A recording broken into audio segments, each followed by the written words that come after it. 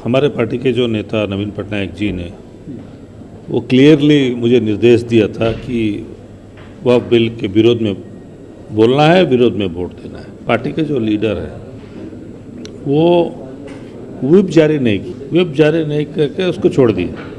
वो बोले अपने आप लोग आप वोट कीजिए। तो ऐसा प्रॉब्लम आ गया, उसमें डिस्प्यूट हो गया, कुछ लोग विरोध में दे दिए, कुछ लोग पक्ष में दे दिए, वो कंट्रोवर्शियल प्रॉब्लम हो गया।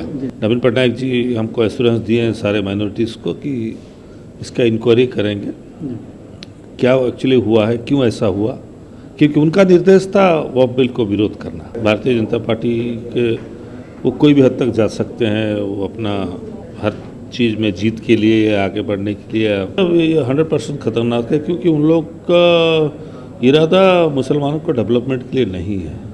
अगर डेवलपमेंट के लिए होता तो और कुछ करते। वो उनका इरादा तो ज़रूर मुसलमानों के जो वक्फ ज़मीनें हैं वो ज़मीनें के ऊपर है। जो सरकार के पास ज़मीनें हैं, मुझे लगता है कि वो तो सरकार के पास रह ही जाएगी, सरकार थोड़ी वापस करेगा।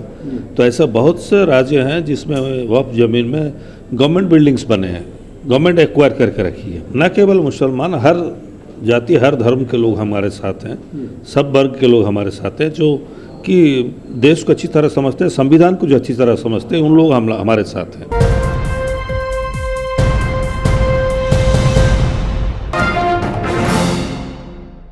हमारे साथ member of parliament Mujibullah Khan Rajya Sabha से हैं, जिन्होंने बड़ी शानदार स्पीच जब वक्फ बिल वहाँ पर पेश किया गया था उसके विरोध में की थी। हालांकि इनकी पार्टी ने उसके फेवर में वोट दिया था, लेकिन उसके बावजूद उन्होंने उसकी मुखालफत की थी। मुजीबुल्लाह साहब क्या कहना चाहेंगे, पार्टी लाइन से अलग क्यों गया? देखिए, वक्फ बिल जब आया था, अमेंडमेंट बिल राज्यसभा में, अब उस वक्त हमारे पार्टी के जो नेता नवीन पटनायक जी ने वो क्लियरली मुझे निर्देश दिया था कि वक्फ बिल के विरोध में बोलना है, विरोध में वोट देना है। उसी के हिसाब से मैं वहाँ अपना पक्ष रखा संसद में और विरोध में वोट भी किया। लेकिन यहाँ पर संसद में जो हमारा पार्टी के जो लीडर है वो व्हिप जारी नहीं करके उसको छोड़ दिए। वो बोले अपने आप लोग आप वोट कीजिए। तो ऐसा प्रॉब्लम आ गया, उसमें डिस्प्यूट हो गया, कुछ लोग विरोध में दे दिए, कुछ लोग पक्ष में दे दिए, वो कंट्रोवर्शियल प्रॉब्लम हो गया।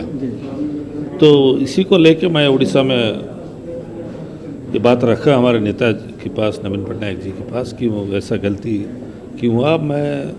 नवीन पटनायक जी हमको एश्योरेंस दिए हैं सारे माइनॉरिटीज़ को कि इसका इंक्वायरी करेंगे, क्या एक्चुअली हुआ है, क्यों ऐसा हुआ, क्योंकि उनका निर्देश था वक्फ बिल को विरोध करना, क्लियर निर्देश था। तो ये प्रॉब्लम क्यों आया, पार्टी का जो या चार्ज में है जो नेता है वो ऐसा क्यों किए, इसको इंक्वायरी करेंगे, इंक्वायरी करके बहुत जल्द उसका डिसीजन लेंगे। देखने में आ रहा है कि कई पार्टियों में इस तरह की बातें आ रही हैं कि भारतीय जनता पार्टी ने उनके लीडर्स को अपनी तरफ कर लिया है। तो क्या ऐसा ही खेल कहीं ना कहीं आपकी पार्टी के साथ भी? मुझे लगता है वैसे ही हुआ है, क्योंकि भारतीय जनता पार्टी के वो कोई भी हद तक जा सकते हैं, वो अपना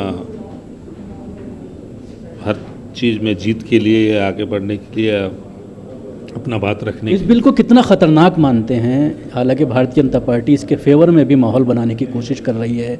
उनका जो अल्पसंख्यक विभाग है भारतीय जनता पार्टी का, कल मंत्री के साथ किरण रिजिजू के साथ बैठक हुई है और एक माहौल बनाने की कोशिश की जा रही है कि इसके फेवर में माहौल बनाया जाए और मुसलमानों को ये बताया जाए कि ये आपके लिए नुकसानदेह नहीं है। तो किस तरह से आप इसको ख़तरनाक मानते हैं? देखिए, ये 100% खतरनाक है, क्योंकि उन लोग का इरादा मुसलमानों को डेवलपमेंट के लिए नहीं है।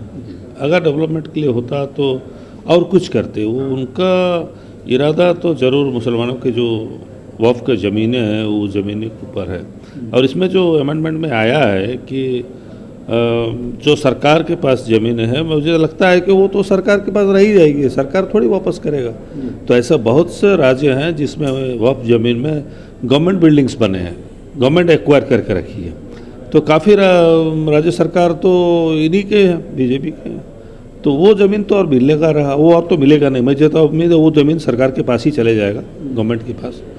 ऐसा होके बहुत ज़्यादा से ज़्यादा हम लोग का जो ज़मीन है वो ज़मीन ये सरकार के पास जाएगा और हमको मिल नहीं सकता, ये क्लियर पता चल रहा है। अभी जिस तरह से मुस्लिम पर्सनल लॉ बोर्ड इसके खिलाफ पूरा एक ऐलान किया है, एक चार्ट जारी किया है कि इस तरह से हमारा शेड्यूल रहेगा, इसके विरोध में, और तमाम तंजीमें जो मुसलमानों की हैं और उसके साथ ही जो सेकुलर हिंदू हैं या सिख हैं वो सब इसके साथ नज़र आ रहे हैं, ईसाई समुदाय भी साथ नज़र आ रहा है, क्योंकि एक चीज़ ये भी आई है कि हमारे बाद इन लोगों का भी नंबर है।